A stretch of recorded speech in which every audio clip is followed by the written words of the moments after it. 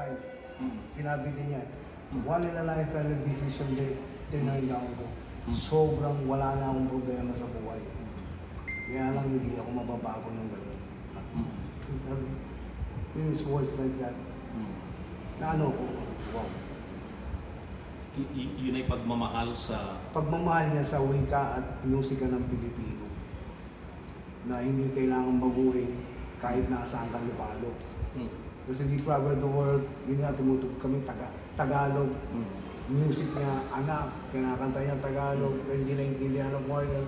Pero pagdating, after the song, sisigawan, hinihingihan.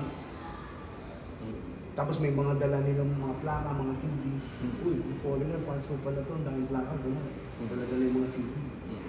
May naka-wheelchair na, ready, can you sign my CD? Ang dami, collection, kanya. Nakakatuwa. Wala ko nakitang, with all the fans na dumarating sa kanya, kahit pagod na siya, wala akong makikita na, pagod na ako, ayoko na. No, diretso siya. Sige, diretso.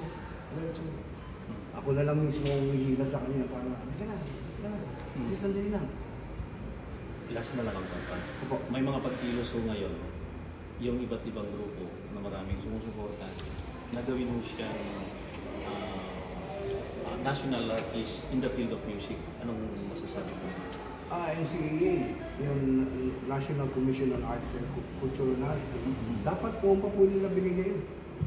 Yung buhay siya. Nung buhay pa, dapat. Actually, wala akong pinapatamaan mo dito. Pero yung category, doon natin kunin sa category.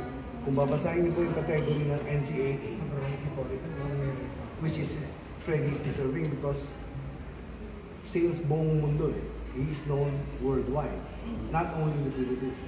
From Filipino product, bring it to the whole world. Yun po national artist. Yun masasabi ko. Yun ang tunay na national artist.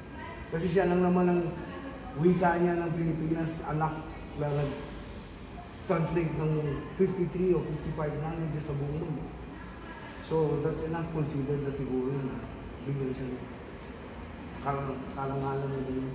Yung sinabi po ninyo, sana noon pa, yun ay wala naman pong iniisip na o kasama ng sama ng loob. Wala naman. Wala kami ganyan.